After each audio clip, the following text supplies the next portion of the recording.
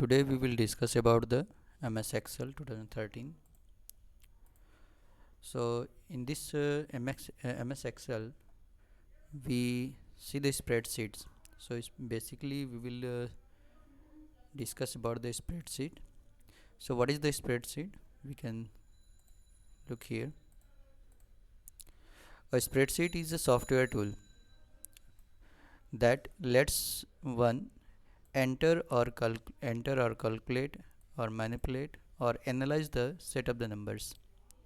सो spreadsheet में क्या है, स्प्रेडशीट क्या है कि ये एक टाइप का सॉफ्टवेयर टूल होता है जो कि नंबर्स होते हैं, ठीक है, उसको एंटर करने में या उसे कैलकुलेट करने में या फिर उसे मैनिपुलेट मतलब उसमें जो भी हम एडिशन सब्ट्रैक्शन या फिर उस पर और सारे जो प्रोसेसेस होते हैं वो, या उनके एनालिसिस में या उसको एनालाइज करने के लिए, ठीक है, हम इस टूल का यूज़ करते हैं, सॉफ्टवेयर टूल का, तो जिसे हम लोग बोलते हैं स्प्रेडशीट। ओके, एग्जांपल में देख सकते हैं कि हम लोग यूज़ करते हैं ऑफिस ORG स्प्रेडशीट होता है या फिर MS एक्सेल, ठीक है। तो हम यहाँ पे बात करेंगे इन दोनों की, ऑफिस ORG और MS एक्सेल की। वर्कशीट की बात करें तो it is a grid of the cell made up of horizontal rows and vertical columns. So in this you can see इसमें horizontal rows होंगे, जैसे ये रो नंबर 1 है, रो नंबर 2 है, row number 3 and so on है। तो रोज़ होंगे, तो ये जो आपके देख रहे हो ये आपके रोज़ हैं। तो रोज़ नंबर 1 2 3 4 5 इस तरीके से, जो कि आपका वर्टिकली ये मूव कर रहे हैं, ठीक है। तो वर्टिकली जो मूव करता है वो आपका रोज़ होता है। यदि हॉरिजेंटली यदि आपका जो हॉरिजेंटली है, ठीक है, तो हॉरिजेंटली जो होता है, जैसे कि आप जो देख रहे हो ये हॉरिजेंटल है, तो ये हॉरिजेंटल आपका रोज होता है। और वर्टिकली जो मूव करता है ये आपके कॉलम्स होते हैं। तो यहाँ पे जो हॉरिजेंटल चल रहा है वो आपका रोज है, मतलब रो नंबर 1 रो नंबर 2 ये हॉरिजेंटली सब जा रहे हैं, ठीक है। और वर्टिकली जो मूव करता है वो आपके कॉलम्स होते हैं, ठीक है, COLUMN। तो कॉलम्स होते हैं। तो कॉलम जो होता है उसे नंबर से डिनोट नहीं करते बल्कि अल्फ़ाबेट से डिनोट करते हैं, ठीक है। बात करें यदि total number of rows in Excel और total number of rows in the Calc, तो ये है आपका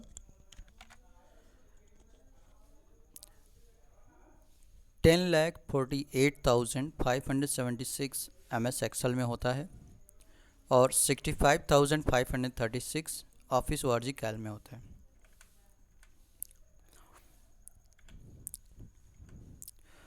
each column has a name, देखिए बात करते हैं कॉलम की, तो each column has a name with combination of the alphabets.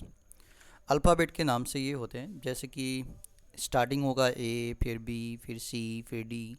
जब ये Z तक पहुंच जाता है तो उसके बाद स्टार्ट होता है AA से, AA, फिर AB, फिर AC, AD, इस तरीके से ये चलता जाता है, ठीक है। और जो लास्ट में जब पहुंचता है तो XFD होता है MS एक्सेल में। तो सबसे जो लास्ट कॉलम होता है वो होता है XFD इन MS एक्सेल। तो कभी कभी क्वेश्चन पूछ लिया जाता है कि MS एक्सेल में सबसे लास्ट कॉलम का नेम क्या है या कौन सा कॉलम है उसका नाम, तो वो होता है आपका XFD। All the worksheet can be combined under a file known as the workbook. तो जितने भी वर्कशीट होते हैं, ठीक है, सभी वर्कशीट को, जैसे मान लीजिए वर्कशीट 1 है, वर्कशीट 2 है, ठीक है, वर्कशीट 3 है, यदि इन सभी को एक फ़ाइल के रूप में ले लिया जाए तो ये आपका हो जाता है, इसे बोलते हैं वर्कबुक। तो एक वर्कबुक में कई आपके जो हैं वर्कशीट होते हैं, ठीक है। अब बात करेंगे सेल क्या है। Cell is the basic unit of the worksheet. तो वर्कशीट का जो है बेसिक यूनिट जो है वो आपका सेल होता है। Where numbers, text, formula ETC can be placed, जहाँ पे हम लोग इन सभी चीज़ों को लिखते हैं, नंबर को लिखते हैं या फिर टेक्स्ट लिखते हैं या फिर फार्मूलाज लिखते हैं, right. Cell is formed by interaction of rows and column. तो जहाँ सेल क्या होता है, किससे बनता है, interaction of the single row and single column, जहाँ पे एक सिंगल रो और सिंगल कॉलम आकर के मिलता है वो आपका सेल होता है।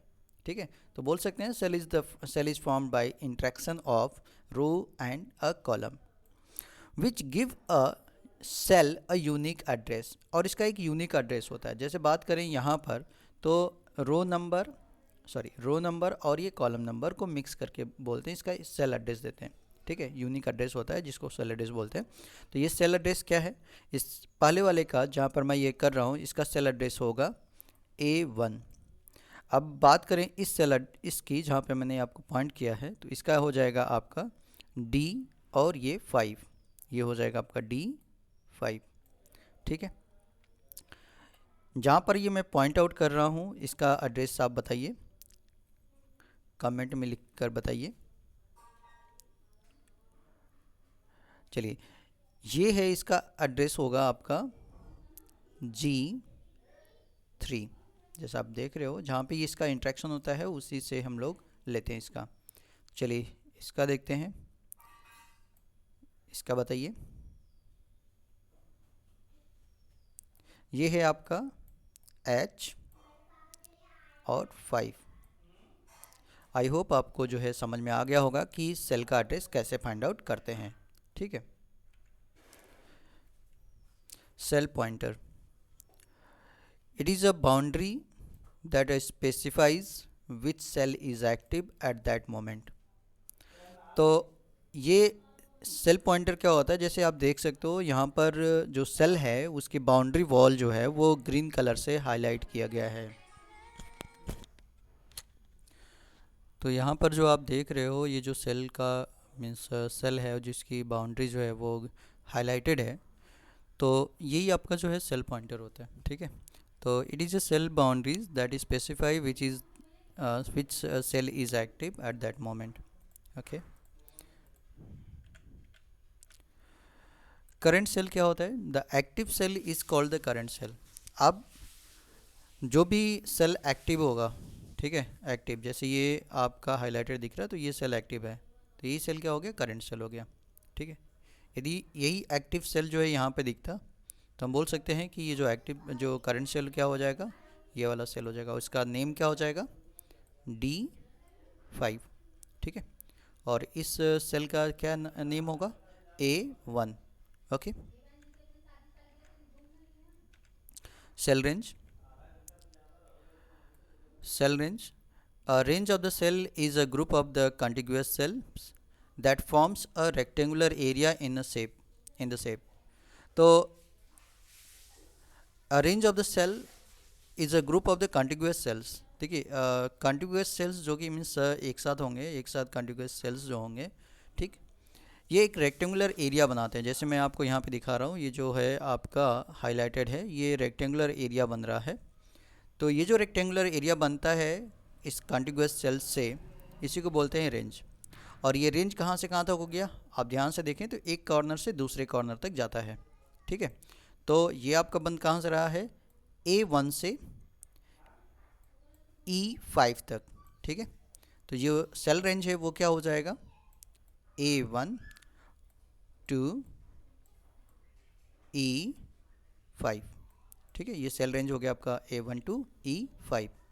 ठीक, इसी तरीके से मैं इसे जो हाईलाइट कर रहा हूँ इसका नाम आप बताइए, कमेंट में लिखो। चलिए अब बात करते हैं यहाँ पर, तो ये है आपका D9 to E11। ठीक है, D9 to E11। Okay, now बात करेंगे types of data entries in spreadsheet.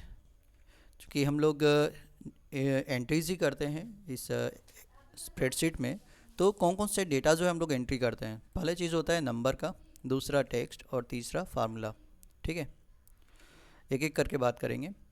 Number data type क्या होता है, number can contains only the following characters 0 1 2 3 4 5 6 7 8 9, then plus symbol, minus brackets, okay, then comma sign, slash, dollar sign, percentage, dot sign, capital E और small E for the exponent. ठीक है, तो ये हम लोग यूज़ करते हैं नंबर डेटा टाइप में। तो इन्हीं के कम्बिनेशन से जो कुछ भी हम बना ले वो आपका नंबर में काउंट किए जाएंगे। बात करते हैं टेक्स्ट टाइप के डेटा की। These are the text entries neither number, okay, nor, here nor होना चाहिए, नॉर फार्मूला। ठीक है, तो ना तो ये नंबर होते हैं ना ही ये फार्मूला होते हैं। ठीक है, वर्कशीट में तो नंबर तो समझ में आ गया, फार्मूला क्या होता है मैं आपको बताऊंगा। तो नंबर और फार्मूला को छोड़ करके जो कुछ भी आता है वो आपके टेक्स्ट में आते हैं। ठीक है, दीज कंटेंट्स दीज कंट्रीज, ये कंट्रीज लिखा गया है, these contents are not used in calculation. ठीक है, तो यहाँ पे कंटेंट्स होगा। ठीक, दीज कंटेंट्स, जो भी टेक्स्ट के कंटेंट्स होते हैं वो कैलकुलेशन में यूज़ नहीं किए जाते हैं, मतलब जो भी कुछ भी लिखा जाएगा उसका एडिशन हम लोग नहीं कर सकते। ठीक है, text is any combination of the number. देखिए, ये टेक्स्ट किन किन चीज़ों से बन सकता है, नंबर से बन सकता है, स्पेस होने चाहिए, ठीक है, उसके कॉम्बिनेशन से, या नॉन न्यूमेरिक जो कैरेक्टर्स होते हैं उनसे। फॉर एग्जांपल में देखें तो यहाँ पे देखिए कॉम्बिनेशन है नंबर्स और अल्फ़ाबेट्स का। यहाँ पे नंबर और अल्फ़ाबेट्स का, यहाँ पे देखें तो एक सिंबल नंबर्स हैं, तो ये भी आपका टेक्स्ट में आ जाएगा। यहाँ पर नंबर्स के साथ स्पेस दिया गया है, तो ध्यान दीजिएगा यहाँ पर स्पेस है, इस वजह से ये जो है आपका टेक्स्ट ही है। ओके, बात करेंगे फार्मूला की। तो formula is a unique of formula is a sequence of values. Okay, ये आपका गलत है, सीक्वेंस ऑफ वैल्यूज़, ये वैल्यूज़ के सीक्वेंस होते हैं, और operators in a cell that provides a new value from existing value. देखिए इसमें क्या होता है कि एक सीक्वेंस होते हैं वैल्यूज़, नंबर्स के जो सीक्वेंस होते हैं वैल्यूज़ होते हैं। ठीक है, और ये इसका एक मिस अलग वैल्यू आती है, मतलब एक नया वैल्यू निकल के आता है। ठीक है, formula in MS Excel and office ORG work start with the equal to sign. तो इसमें ये इक्वल टू साइन से स्टार्ट होता है, तो जब भी आप फार्मूला लिखेंगे इक्वल टू साइन का यूज़ करेंगे। सबसे पहले इक्वल टू साइन लिखेंगे, तो सेल में आपको क्या लिखना है, इक्वल टू साइन लिखना है, फिर B7 ये आपका सेल एड्रेस है, प्लस A7 ये भी आपका सेल एड्रेस है, और यहाँ पे एक ऑपरेटर का यूज़ किया जा रहा है, प्लस ऑपरेटर का। उसी तरीके से मान लीजिए किसी भी सेल में आपको इस तरीके से लिखना है, तो आप क्या लिखेंगे, इक्वल टू साइन, फार्मूला बनाने के लिए equal to sign, then A2 ये आपका सेल एड्रेस है, देन एक ऑपरेटर है, मैथमेटिकल ऑपरेटर में मल्टीप्लाई ऑपरेटर है। ठीक है, उसके बाद फिर 4 है, तो यहाँ पर भी आप देख सकते हो यहाँ पे ये आपका क्या है, एक तरह से फार्मूला है। तो जितने भी फार्मूला होते हैं वो स्टार्ट होते हैं इक्वल टू साइन से, और उसमें सेल एड्रेस या फिर नंबर यूज़ किए जाते हैं। ठीक है, और इसको जैसे ही हम लोग एंटर करेंगे तो ये इस सेल से जो है, इस सेल के जो भी कंटेंट्स होंगे वहाँ पर ला करके उसको ऐड करेगा, और उसके बाद उसकी वैल्यू आ जाएगी। आपको ध्यान देना है, if you forget to start a formula with a equal to sign, यदि आप इक्वल टू साइन आप भूल जाते हो, then it is treated as a text rather than a formula. ठीक है, तो ये फार्मूला के प्लेस पे फार्मूला न ट्रीट करके उससे जो है नॉर्मल टेक्स्ट की तरह ये ट्रीट करेगा।